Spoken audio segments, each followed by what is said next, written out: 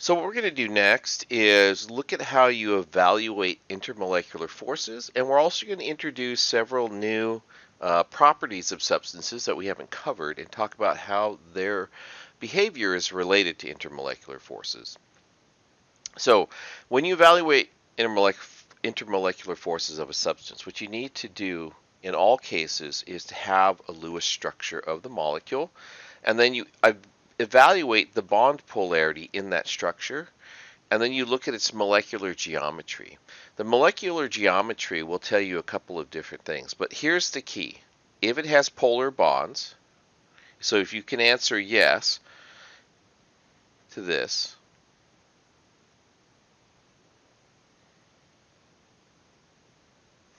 and is not symmetric,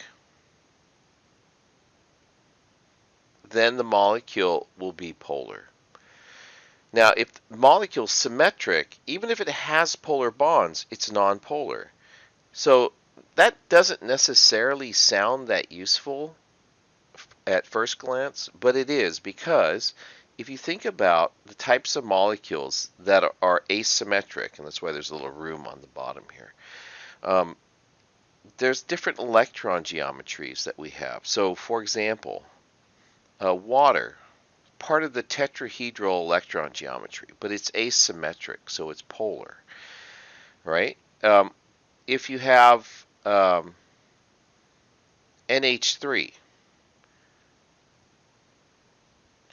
NH3, and if we use a hatch and a wedge like this and draw it like that, right, has a lone pair on top. It's asymmetric, and so this is polar. On the other hand, a molecule like CF4, and I won't draw the whole molecule. I'll leave some of the lone pairs off just to save a little time, but the fluorines each have additional electrons. Molecules like CF4 have very polar bonds. In fact, they're more polar than the bonds that exist here, but this molecule is nonpolar because it's symmetric. So take a close look at the asymmetric molecules versus symmetric molecules, and what do you notice? Right? Hopefully you noticed that molecules with lone pairs have a tendency to be asymmetric. So if you see a lone pair, or you see different bonds, so for example, if one of these had not been a fluorine, then you know it's asymmetric. If the bonds are polar, the molecule is polar. So you can make use of the molecular geometry, knowing when it's not symmetric is usually correlated to having lone pairs. Then you can make that determination fairly quickly. A couple of others to recognize. You have trigonal planar bent. That's one of the possibilities. So you could have like an SO2.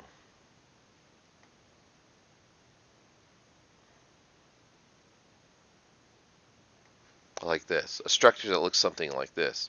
Notice it has a lone pair. This molecule is polar because the central atom, right, is in that bent configuration. On the other hand, something like SO3, although I won't draw the whole structure out, has that sort of skeletal structure. So what does that mean, right? Well, it's nonpolar because it has symmetry. Even though the bonds are polar, the molecule is nonpolar.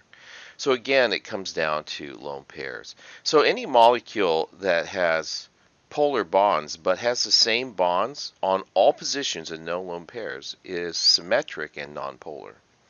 So we draw the Lewis structure. We look at bond polarity. We determine whether or not the molecular geometry is symmetric. And then we can identify the types of intermolecular forces it has. It can have dipole-dipole, or does it just have dispersion?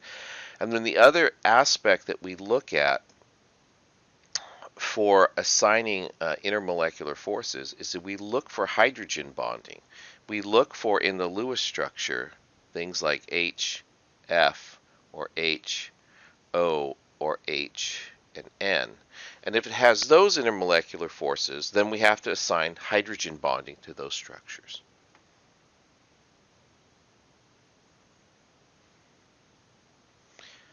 I should point out that all of these structures are asymmetric in their nature, and as a result, they're also polar. So if you have hydrogen bonding, you also have polar structures in the molecule. Then what we'll do in determining relative effect of the intermolecular forces is we'll compare the major intermolecular forces in the molecules and determine which has the strongest set of intermolecular forces. So we've already talked about the relationship between boiling point and intermolecular forces. In particular, if the intermolecular forces are increasing, then the boiling point goes up, as well as does the freezing point. Now, we have three molecules, and what we need to do is we need to compare intermolecular forces. So I usually make a little table like this, and I'll say it's got dipole-dipole, has induced dipole, and hydrogen bonding. So those are the things that we'll be looking at. So in order to determine whether or not an HBr bond is polar, you need to look at their electronegativities. Now, you're going to have to be able to do this from the periodic table, and so you'll have to remember that these halogens all have electronegativities higher than hydrogen. In particular, hydrogen is around 2.1, bromine's about 2.8, chlorine is about 3.0, and fluorine is the top of the electronegativity scale at 4.0. So you notice the electronegativities of HBr and HCl are relatively close. And then they're all being compared to hydrogen. So in terms of dipole-dipole interactions, these both have dipole-dipole interactions. They'll also have induced dipole interactions, but we'll get to that in just a second, right? The other thing we notice, though, is we have HF, and in addition to having the highest electronegativity by a good deal, right? We also know it has hydrogen bonding. Now, when we look at induced dipoles, right, you see the molecular weight of bromine is relatively large compared to chlorine. So HBr is relatively heavy compared to HCl. So what we know is that HBr has a higher induced dipole than chlorine does, or HCl does. So if you're looking at intermolecular forces and you're thinking which one has the highest boiling point, it's actually fairly easy to figure out which one's the highest, right? Because of the hydrogen bonding, HF will have the highest boiling point. So we're going to rank these in order of increasing boiling point. So HF is over on this side and is the largest. And then the question is, which one of these two do you make have the higher boiling point? So based on electronegativity, chlorine's a little bit more electronegative, but HBr has a much larger induced dipole. So what we do is we would predict that HBr would be the second highest and HCl would be the lowest. Now, when you go to look these up, what you find is HCl has a boiling point of minus 85 degrees Celsius. HF has a boiling point of about 19 degrees Celsius, 19 and a half. So hopefully HBr is in the middle, and in fact HBr has a boiling point of minus 66 degrees Celsius. So we can predict based on structure. So based on structure, right, Lewis structures and prediction of intermolecular forces within a compound, we can predict the order of a boiling point series for the hydrogen halides, and that matches pretty closely to what you'd expect when you look at the data. So this is sort of the value of being able to evaluate intermolecular forces. You can look at the properties of a molecule and make predictions about its behavior. Now, boiling points are things that are relatively easy to look up. But there are times when you need to know, like, will this molecule stick strongly to this surface? And it's intermolecular forces that we use to make those predictions. And that's how, for example, proteins get separated from each other. It's in a bioassay. It's done based on intermolecular forces and predicting the kind of properties you need to separate it from another substance. Well, we can do another one. This is another practice the boiling point one.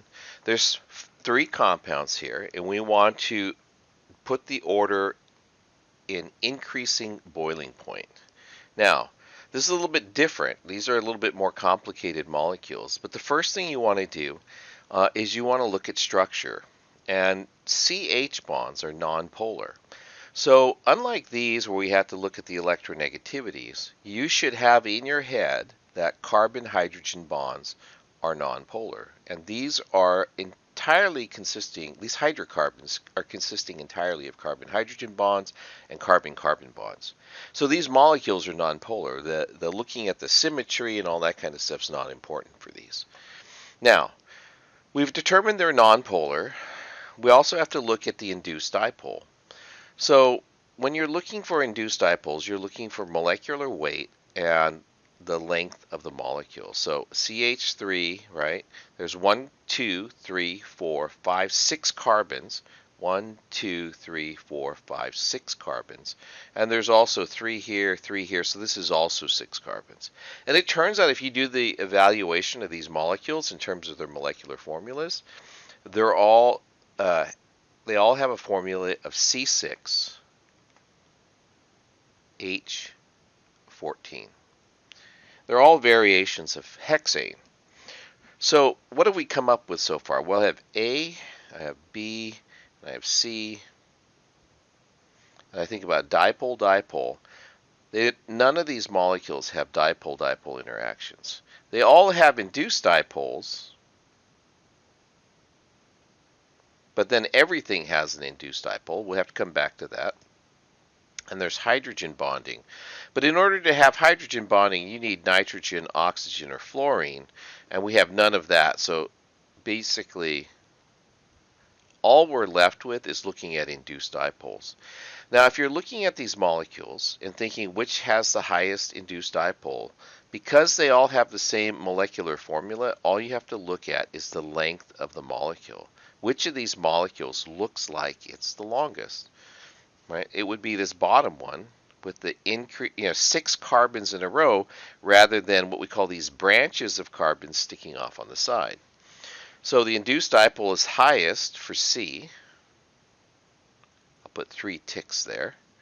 And then for B is second because it has 5 carbons in a row. And this one only ever has 4 carbons in a row as the longest chain. So, sorry. It has the lowest induced dipole. So in terms of increasing boiling point, right, increasing intermolecular forces, and increasing boiling point, oops, let's see, it goes A, B, and C. Yeah, A, B, and C. I don't know, for some reason thought it'd be out of order. A, B, and C. C is the longest. So it has the strongest intermolecular force, and so it has the highest boiling point. So here's another set of molecules, and we're going to try to predict which has the highest boiling point. Taking a look, and in essence, we're trying to figure out what's the order of intermolecular force. And it turns out, again, this is the same process we'll use for all the properties that we're looking at. So the lowest intermolecular force looks like it's this one here, which is methane, because it not only is it nonpolar, right? It doesn't have a halogen on it to increase its molecular weight. Now, if we're looking at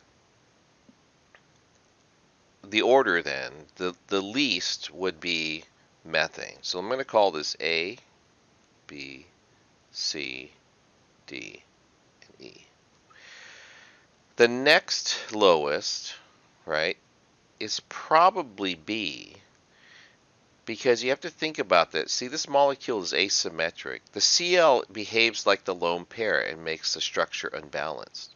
So I have 1, I have 2, I have 3, and then I have 4. So what's happening is the molecular weight is increasing as I go from A to E. The other thing that's happened, though, by introducing B, the electronegativity difference between chlorine and carbon is large enough that this bond is polar, so this molecule is polar. And then over here, I've added 2 chlorines, right? So I have a little more asymmetry to the molecule, and I also have 2 electronegative atoms on the carbon, and so it has a bigger dipole. And then D has an even larger dipole. So in terms of order, what we're looking at right now is we can have A, B, C, D. The only question is where we stick E. And it's a question because even though it has the highest molecular weight, it also is symmetric. So this molecule is nonpolar. So everything from B, C, and D, these are all polar molecules in increasing polarity. But then E is nonpolar. But it also has 4 chlorines on it, so it's also the heaviest. This is one of those ones that is very difficult to place. The first 4 are very straightforward. You're looking at molecular weight and polarity. But then all of a sudden E is heavier and then is nonpolar. So your best guess is it's either going to be over here, like this, because of its molecular weight, or it's possible that it's somewhere in between here. So sometimes you get these trends and they look like they're easy to predict, but E is actually difficult to place in here. And I don't know that you could predict where it is other than looking it up. And so that's what I did. I looked those values up, and this is the order of the boiling points from A to E. And as you'll notice, it's pretty predictable. Methane has a very low boiling point, and then chloromethane has a higher boiling point, and then dichloromethane and trichloromethane. These are all increasing in polarity and increasing in molecular weight. And so you get these relatively good sized jumps of about 10 degrees here. Here you have quite a large increase of about, 90 degrees Celsius. And then between here, we only have about 15 degrees Celsius. But it turns out the increasing molecular weight and its increasing polarizability have a larger influence on where it places in terms of its boiling point. So in terms of questions, you might not see E on a list for the questions, but in terms of predicting A through D, those are relatively straightforward. It's based on molecular weight, polarity. So here's a one for you to practice on. We're going to do melting points. Remember, melting points, boiling points, it doesn't really matter. It's based on intermolecular forces. So any of these questions about which melts at a higher temperature or boils or has a higher whatever the property is. Really what you're boiling it down to is evaluating intermolecular forces and then knowing the relationship between intermolecular forces and that property. Okay, so take a few seconds, evaluate, pause the video while you do that, and then when you start, I'll discuss it.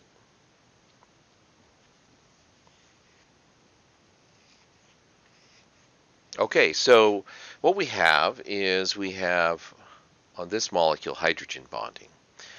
First thing you have to recognize too is these have the same molecular weight, so there's not a big discrepancy in molecular weight, and that we have hydrogen bonding in this molecule.